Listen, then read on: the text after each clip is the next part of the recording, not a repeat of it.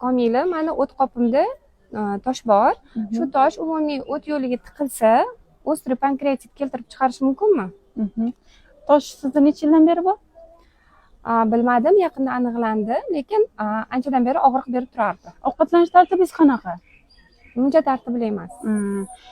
Demak, unaqa holat bo'ladigan bo'lsa, agar diyetaga amal qilmasangiz, vaqtida ovqatlanmasangiz, birdaniga o't qopi katta miqdorda o't suyuqligini ajrataman deb qisqaradigan bo'lsa, bunda mana shu toshlar yuqoriga ko'tariladi. Umumiy o't yo'liga tiqilgan holatda bu yerda Versungov yo'li degan tuzilma bor, ana o'sha yo'lni tiqishi mumkin.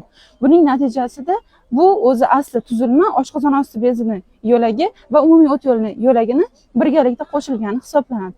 Ham mana shu o't yo'li tiqilish hisobiga ham oshqozon osti beziga zarar yetishi mumkin. Bu blok hisoblanadi.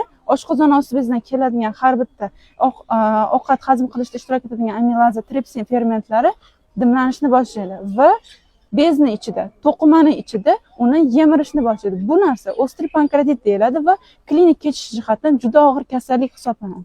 Shuning uchun ham agarda sizda o't qopida toshlar, ya'ni kalkulyoz xolecistit jarayoni ketayotgan bo'lsa, o'z vaqtida gastroenterolog vrachiga murojaat qilishingizni tavsiya qilamiz. Mana shu kabi asoratlarni oldini olishingiz kerak.